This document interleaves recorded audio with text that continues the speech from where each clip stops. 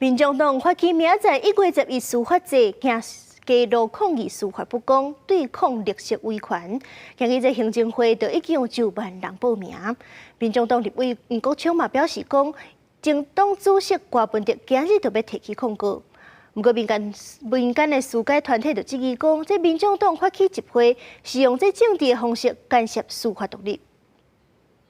绿色威权，司法不公。民众党召开行政会为拜六的集会热身，面对前主席郭文哲，搁再互人羁押，招民众1月11司法节上街头抗议司法不公平，对抗历史威权。白营后台统计，目前已经有1万人报名。国民党立法院党团的好朋友，人数还在增加中。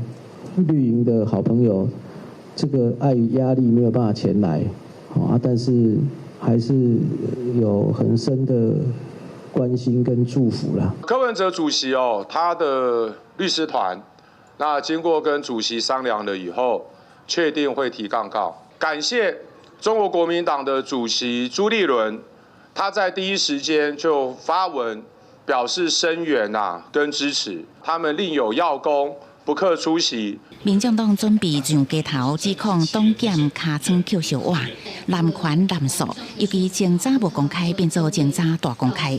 那就支持者上街头，嘛要向国际社会来发声。民众党立委黄国昌表示，郭文哲车集要提出控告，理性监督司法，拒绝煽动群众。民众党发起庭前抗议，颠倒引起民间司改会的质疑，批评用政治化的方式干涉司法独立，准讲司法有缺失，暗过建议调查之前了后，具体说明问题，不是一直煽动民众。针对个案来发起所谓挑衅式的要定狗机，有可能反而是对司法独立的另外一种压迫，迫使法官不得不屈从于群众的一个压力。